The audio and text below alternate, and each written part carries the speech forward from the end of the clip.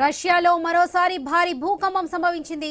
కామ్చట్కా తీరంలో Richter scale పై 6.1గా తీవ్రత నమోదైంది. ఈ విషయాన్ని యునైటెడ్ స్టేట్స్ జియోలాజికల్ సర్వే వెల్లడించింది. ప్రస్తుతానికి సునామీ హెచ్చరికలైతే జారీ చేయలేదు. కొన్ని నెలల క్రితమే ఇక్కడ భారీ భూకంపం సంభవించి స్వల్ప స్థాయిలో సునామీ అలలు ఎగిసిపడ్డాయి.